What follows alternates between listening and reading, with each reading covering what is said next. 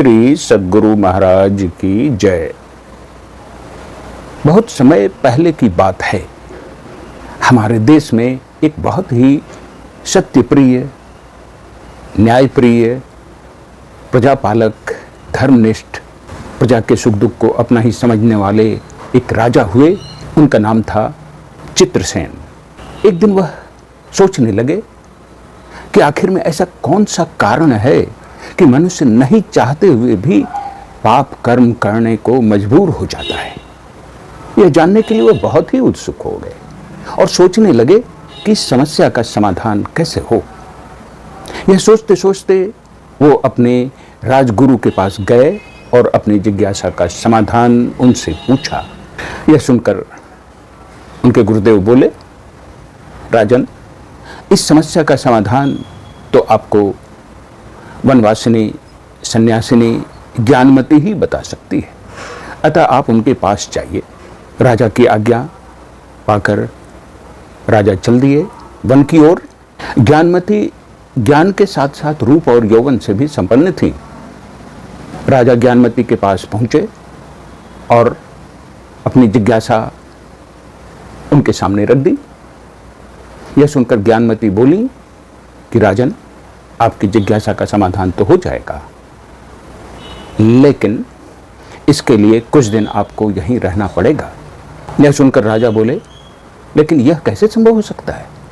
मेरे बिना राजकाज के कार्य को कौन संपन्न करेगा? वहां पर तो अव्यवस्था हो जाएगी। तब ज्ञानमती बोली, चाहे जो भी हो, ये आपकी समस्या है, आप देख लें। बस मैं तो इतना ही जानती हूं कि अगर आपको अपनी जिज्ञासा का समाधान चाहिए तो कुछ दिन यहाँ अतिथि बनकर रहना ही पड़ेगा। इसके अतिरिक्त और कोई उपाय नहीं। अब राजा सोचने लगे, आखिर करूं तो क्या करूं? काफी देर सोच विचार करने के उपरांत उसने निर्णय लिया कि ठीक है, मैं यहाँ रुक जाता हूँ, अपने जिज्ञासा का समाधान करके ही जाऊंगा। और उन्होंने अपने राजमहल में भी सूचना भिजवा दी कि मैं किसी आवश्यक कार्य से कुछ दिनों के लिए राज्य से बाहर जा रहा हूँ। मेरी अनुपस्थिति में राज्य कार्य सुचारू रूप से चलना चाहिए। अब वो वहाँ अतिथि बनकर रहने लगे। इस दौरान ज्ञानमती राजा की खूब सेवा सत्कार करती, उनसे खूब ज्ञान ध्यान की बातें करती, इस संसार और शरीर की नश्वरता के बारे में तत्व चर्चा करती।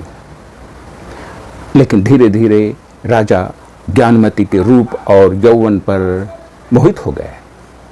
कहाँ तो वे ये जिज्ञासा लेकर आए थे कि मनुष्य पाप कार्य करने के लिए क्यों मजबूर हो जाता है, और कहाँ वो उसके रूप और यौवन पर आकर्षित हो गए, मोहित हो गए। बस फिर क्या था, एक दिन उन्होंने अपने मन की बात ज्ञानमती को बता दी और उनके सामने विवाह का प्रस्ताव रख दिया। यह सुनकर पहले तो ज्ञानमती को बड़ा ही आश्चर्य हुआ और तुरंत ही बोली, हे राजन, आपको तो अपनी जिज्ञासा का उत्तर शीघ्र ही मिल गया। यह सुनकर राजा को गुस्सा आया। वो बोले, यह मेरा उत्तर कैसे हो सकता है? तब ज्ञानमती बोली, पाप का मूल होता है विकारी भाव, और वो विकारी भाव आप में भी उत्पन्न हो चुके हैं।